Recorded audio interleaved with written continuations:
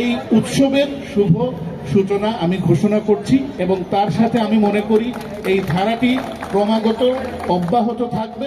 উন্মাদ হইয়া হাসন নাচিয়া বেড়ায়, হাসন রাজায় কয় আমি কিছু নয় রে আমি কিছু নয়, অন্তরে বাহিরে দেখি কেবল দয়াময়। জমিদারি বৈভব আর শৌখিনতার বলয় ভেঙে একটা সময় নিজের বৈরাগ্য সত্তায় আত্মপ্রকাশ করেছিলেন হাসন রাজা। গানে গানে খুঁজে বেরিয়েছেন সৃষ্টিকর্তাকে। গুণী সেই কবির স্মরণে হাসন রাজা লোকসাহিত্য ও সংস্কৃতি পরিষদের উদ্যোগে সিলেটে দুদিনব্যাপী পালিত হয়েছে হাসন উৎসব 2024। গেল 20 ডিসেম্বর শুক্রবার বিকাল 3টায় সিলেট কেন্দ্রীয় শহীদ মিনার প্রাঙ্গণে উড্ডি উড়াইলো মোড়ে গানের সাথে বেলুন ও ঘুড়ি উড়িয়ে অনুষ্ঠানের শুভ সূচনা করেছিলেন স্থপতি ও নাট্যকার শাকুর মজিদ। এখন থেকে আমরা হাসন রাজাকে নতুনভাবে লালন করব, পালন করব এবং তাকে প্রসার করব। হাসন রাজা কি বলতে চেয়েছিলেন তার গানের মধ্যে, সেগুলোর ব্যাখ্যা এই আসরে এখন আমি আপাতত করছি না। আগামীকাল আমার একটা সেশন আছে, সেখানে তার স্বরূপের ব্যাখ্যা দেব।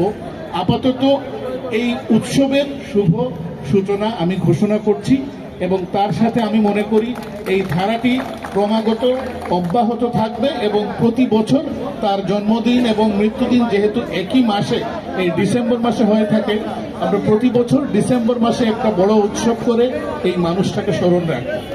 দুদিনব্যাপী এই আয়োজনের প্রথম দিন বৃহত্তর সিলেট বিভাগের সিলেট, সুনামগঞ্জ, মৌলভীবাজার ও হবিগঞ্জ জেলার বিশিষ্ট শিল্পীগণ হাসন রাজার লেখা গান ও নৃত্য পরিবেশন করেন। আর 21 ডিসেম্বর শনিবার বেলা 3:30টায় নগরীর রিকাবি বাজার এলাকায় কবি নজরুল ইসলাম মিলনায়তনে উৎসবের সমাপনী পর্ব অনুষ্ঠিত হয়। এতে প্রধান অতিথির বক্তব্য দেন বাংলাদেশ শিল্পকলা একাডেমির মহাপরিচালক সৈয়দ জামিল আহমেদ। দুইটা মুখ, দুটো চেহারাই আছে। এই যে একই সত্তার ভেতরে দুই ধরনের চিন্তা বিদ্যমান থাকতে পারে, এই ভাবনাটা আমাদের বাংলাদেশে এখন খুব গুরুত্বপূর্ণ। আমরা খুব বেশি অসহিষ্ণু হয়ে গেছি এক পেশে একটা চিন্তার জন্য। আমাদের পুরো দেশে ধারণ করতে হবে নানা চিন্তা, নানা মত, নানা পথ। আমাদেরকে যেমন গণমুখী হতে হবে, যেটা আমাদেরকে একদম হাসন রাজা আমাদেরকে শেখাচ্ছেন কি করে গণমুখী হওয়া যায় এবং মানুষের কাছাকাছি যাওয়া যায়। একই সাথে মনে রাখতে হবে যে বাংলাদেশ হাজার নদীর দেশ। এখানে হাজার নদীর মতন হাজার মত, পথ, ধর্ম, চিন্তা, বিশ্বাস একসাথে হতে পারে এবং আমরা সব কিছু মিলে আমরা একসাথে থাকতে পারি। অনুষ্ঠানে সভাপতিত্ব করেন বিশিষ্ট গীতিকার ও শিল্পী এবং হাসন উৎসব উদযাপন কমিটির আহ্বায়ক মোহাম্মদ জহিরুল ইসলাম অচিনপুরি। এখন হাসন রাজা মানে সিলেটের হাসন, মরমী সাধকদের উনি সেরা এবং উনি আমাদের সিলেটের আইকন। ওনাকে নিয়ে আমরা চলবো, ওনার আদর্শ নিয়ে আমরা এগিয়ে যাব। এদিন আলোচনা সভার পাশাপাশি 7 জন বিশিষ্ট গুণীজনকে হাসন রত্ন সম্মাননা পদক দেয়া হয়। এরপর সাংস্কৃতিক পর্ব শুরু হয়। এতে দেশের বিশিষ্ট শিল্পীরা হাসন রাজার গান পরিবেশন করেন।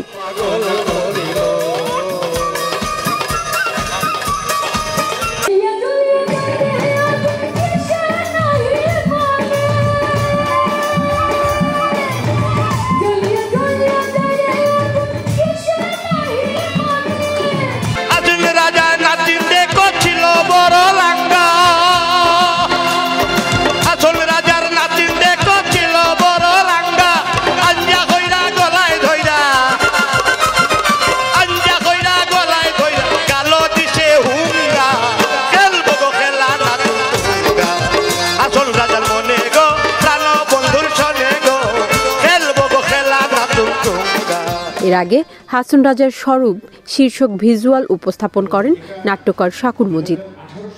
হাসন জানের মধ্যেই হাসন রাজার স্বরূপ আছেন এবং এই কথাটা আছে তার একটা গানে, এই যে নেশা লাগিল রে, এই নেশা লাগিল রে গানের মধ্যে একটা জায়গায় আছে হাসন জানের রূপটা দেখি ফালদি ফালদি উঠে।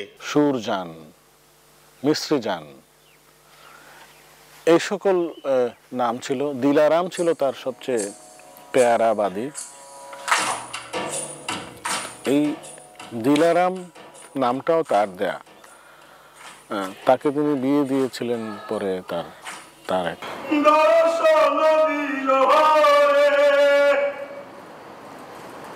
গয়া